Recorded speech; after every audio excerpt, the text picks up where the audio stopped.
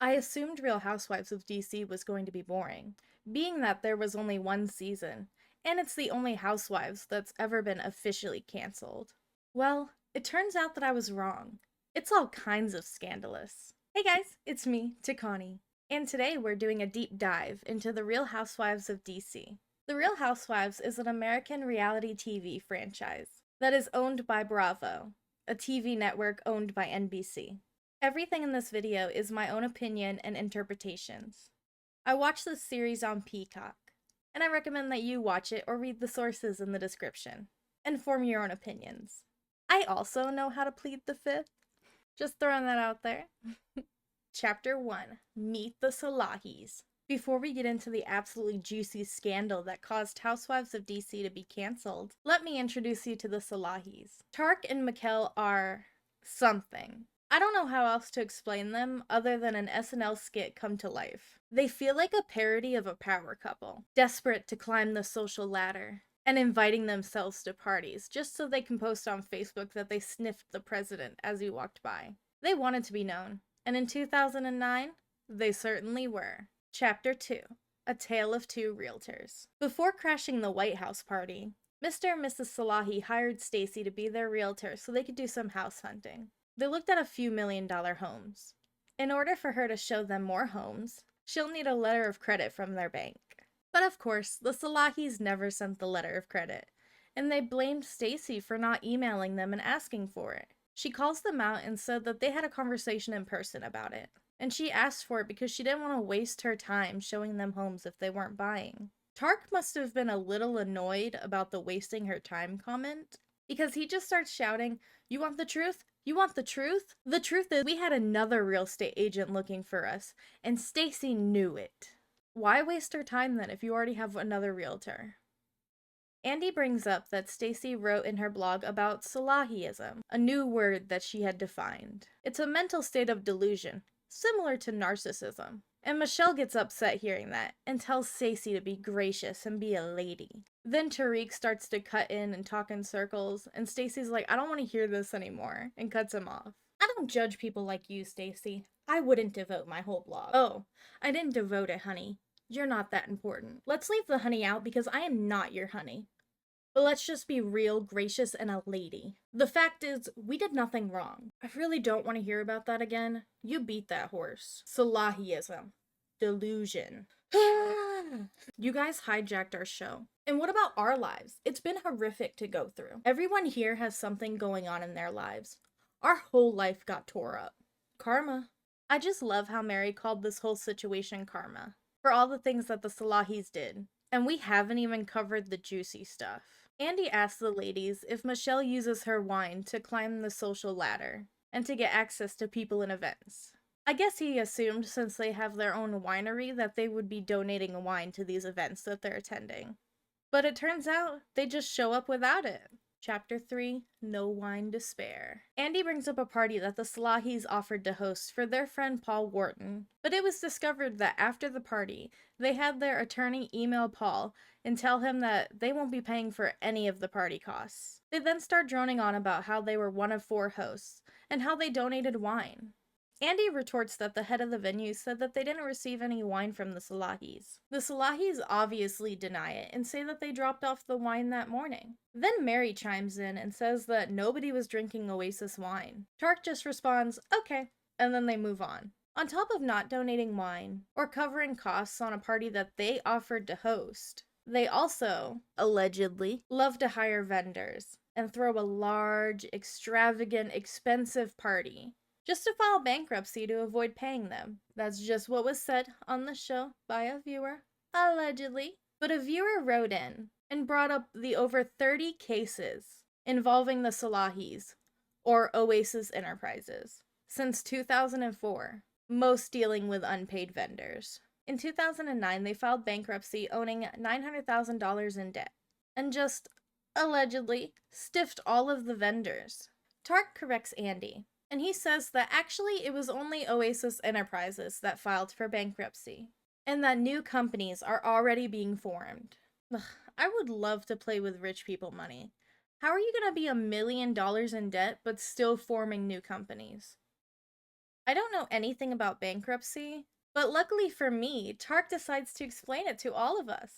This is how it works. When you go into bankruptcy protection, you don't pay your bills. In fact, you're not even allowed to. So yeah, that's a part of bankruptcy. A lot of people don't get paid. You know what? You're throwing around companies. At the end of the day, as a decent human being and a business person, you pay bills. It's about being legally correct. No, it's not about that. It's about if you take a service, you commit to pay a business a bill. You honor that and you pay that bill. I'm sorry, Stacy. That's incorrect. That would be improper. It seems like the Salahis should just stop hiring people if they're not going to pay them. You don't need all this fancy bullarchy. Just get some cheese and meats from Aldi's and cut them up in a little tray. Boom, you've got a charcuterie board. And that's all any good party needs. A little bit of snacks and good company. Plus, they own a winery. They can literally just bring their own wine. Well, maybe there's a reason that they don't take wine to venues. It turns out that when Tark had a glass of wine, he decided to waste it. Chapter 4, The Wine Tossing. At a party, Linda and Kat were sitting down at this very long 12-person table, and they heard screaming. As Linda looks up, she realized that it's Tark screaming at two women. I just said, "Tark, do you mind keeping it down?" And he told me to shut the F up. I looked back at him and I said, "No, you shut the F up." To which he threw a glass of red wine in my face. A full glass of wine in your face. And I picked up a glass of water.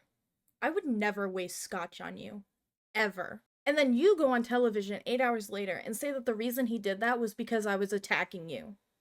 That's when I realized you are both habitual violators. Linda has a history of being very abusive to Micheale, and I am a protective husband. Especially because of Michael's MS. And when somebody has MS and you attack them verbally, it doesn't just affect her emotionally, it affects her physically. Is that what happened that night? I was talking to your wife? She jumps in 7 people away and wants to be involved in the conversation. I was there, and that's bullshit. That's exactly what happened. And you shoved your wife before you threw the wine in my face. You are slime. And did you throw a glass of wine in her face? I did. Linda got up to stop you from abusing those women. Even Micheale tried to stop you, at which you pushed her. I had heard you shoved her. I'm protective of Micheale because she has MS. Oh, wow. You know what? That doesn't excuse bad behavior. You're the one with poor behavior, ma'am. Oh, excuse me. You are excused. After talking over each other for a while, Micheale woes everybody to shut up. She demands Tark apologize, but then she turns the situation around to be about herself. Whoa, go right ahead. Lie. Tariq was going to call and apologize to you the next morning. And I think, whoa, if you could just apologize now. I'm sorry I threw wine at you, Linda. And Linda, you need to apologize to me for saying I have an eating disorder. I do not. I will never apologize to you. The fact that I even breathe the air you breathe is a gift from God. He has you captive in the basement, handcuffed to a dresser drawer, and anyone who doesn't see that is delusional. And is that what you believe? Absolutely, Andy. I did not see that transition coming. The whip from, "My husband will apologize to you, but now it's your turn to apologize to me." Man, that left me a little dizzy. Tark is really going hard bringing up Michaele's diagnosis as an excuse for everything. Maybe it's about time I mentioned the book. Chapter 5, I think? The book and MS. Before we get into this chapter, I'd like to quickly say that I am not speculating on Michaele's MS diagnosis. If she says she has MS, I 100% believe her. As someone who also struggles with an invisible illness, I'm used to people not believing that I'm sick since I look healthy. So I definitely understand masking through the pain and just pretending to be okay.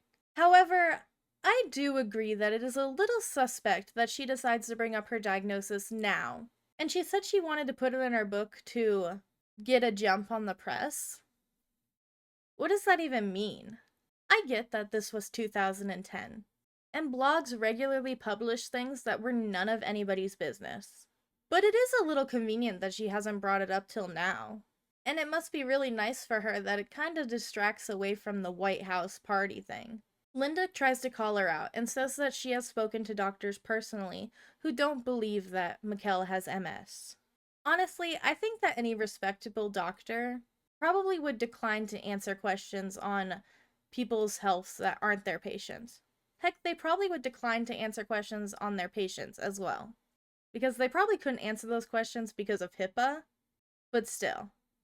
You can't diagnose or undiagnose somebody just by looking at them. That's like the whole point of blood tests and stool samples and x-rays and stuff, is so that they can find problems that are hidden. And people with MS do struggle silently, and most symptoms are unnoticed by those around them. Micheale then deflects the question like she's a ninja that's acting as a goalkeeper, and she tells Linda to bless herself from within. And then after arguing back and forth about whether Linda asked Micheale about her diagnosis, she didn't. Micheale tells Linda that beauty comes from within, and peace comes from within. Linda calls Micheale out for spinning stories, and says that the timing is suspicious. Micheale then blames it on Linda for implying that she has an ED, when Linda joked that Paul needed to shop in the children's section for Micheale. Mary speaks up and tells Micheale that she needs to use her platform to help the MS Society. Then Micheale replies, "I already have for the last 12 years of my life. I've secretly helped the MS Society here in DC. Kat replies, "Yeah, real secretly." Mary says that Micheale should have her doctor confirm her diagnosis publicly. And when Andy asks why, Stacy speaks up and says that a lot of people are questioning Micheale's diagnosis. And having her doctor come out would be the easiest way to put these rumors to rest. Micheale then says that this group is the only one questioning her diagnosis, and that everywhere else has been loving and supportive. Chapter 6, Micheale's Low Blow. Micheale accused Kat of making multiple people cry, and then Kat channels her inner owl, asking, Who did I make cry, Micheale? Who? Micheale points to Stacy and said, "You made Stacy cry." And Stacy's like, "She didn't make me cry." And then Michael's like, "Well, you made Stacy mad." And Kat's like, "Who did I make cry, Micheale? Who? Name 'em. Name 'em." Micheale says me, and Kat says that's only one person. Then Kat points out how quickly Michael's tears from earlier have vanished, and she calls her fake. Micheale decides that this is her moment to take a super low blow and bring up Kat and her husband's divorce. "I'm sorry your husband left you. He didn't leave me. If you find love within you, your husband will come back. I don't want him back. Thank you anyway. At least I'm married, Kat, and I have someone that loves me. Thank God. Kat, I'm so sorry you're empty within. You are one angry person." Empty? There's only wind blowing between those 2 ears, darling. Why are you throwing out such judgmental things? You are the biggest judgmental person of everybody. You're telling her she has no love in her heart. She doesn't. I'm just saying find it within yourself. I don't have love for you, darling. I have love for everyone else in this room. Even all of the crew. But I don't have any love for you. I've gone to the UK, and I have never met anyone as rude as you. The British people are amazing. And when it comes to Americans, without a shadow of a doubt, you are the most shallow, insecure, full of shit American I have ever encountered all over the world.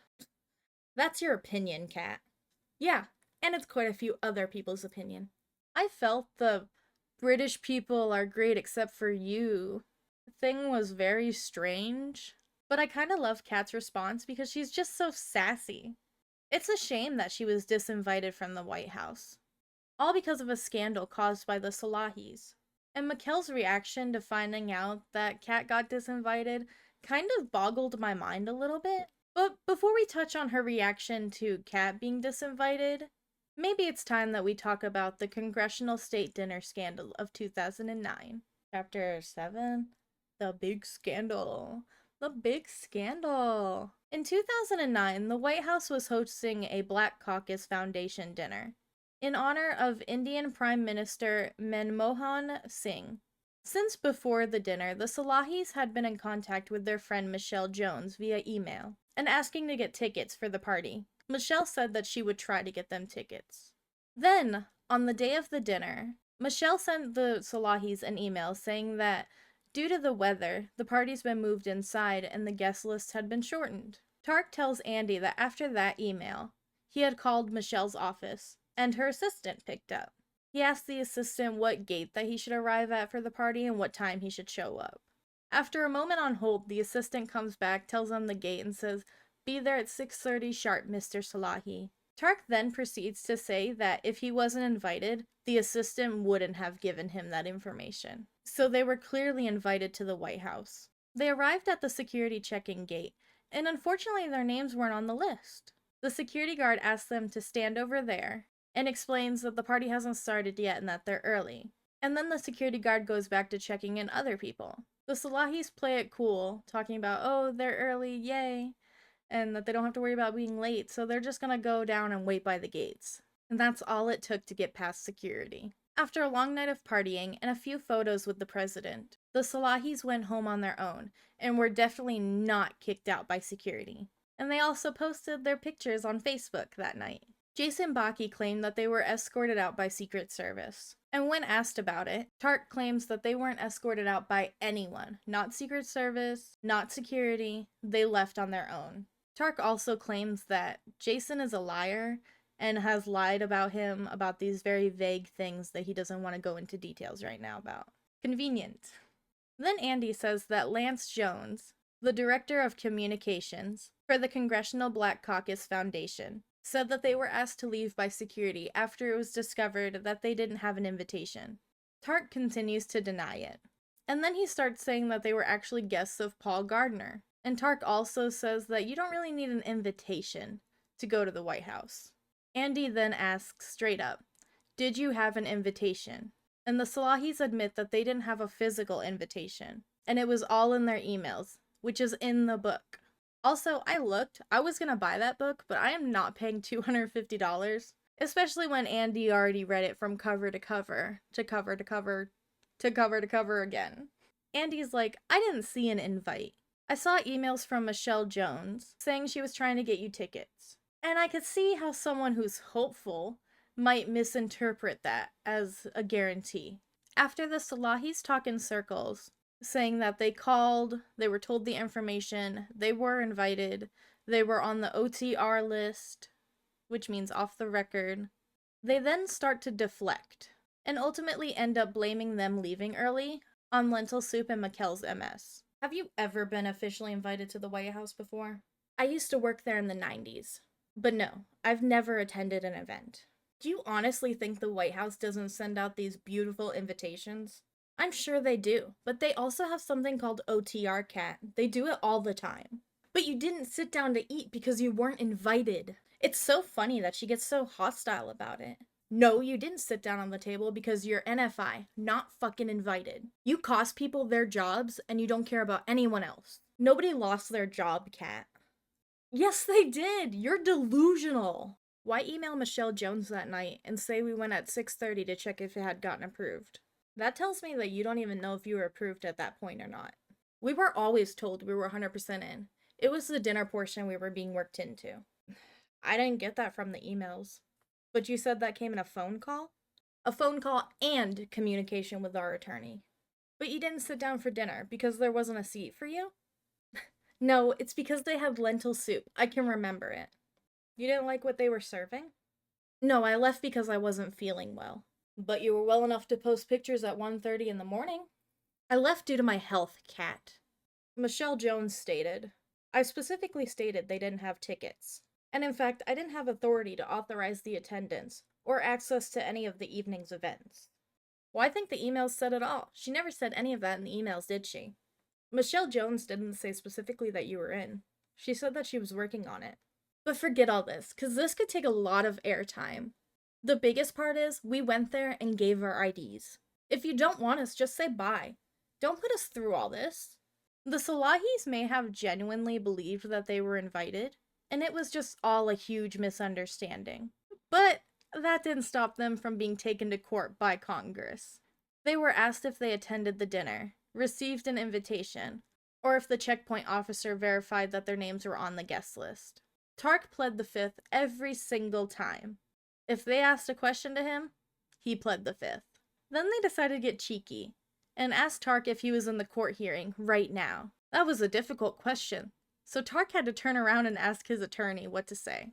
Can you guess what he said next? Muy bien! That's right! He pled the fifth! The congressman scolded the Salahis for attending the dinner without an invitation, and gave them a final chance to speak. After one final fifth pled, the consequences were not that much. Basically, they had to resign from the Virginia Tourism Board. They lost sponsors, but it seems like they didn't really face any legal repercussions. In fact, Tark still believes that the White House owes him an apology for ruining his reputation.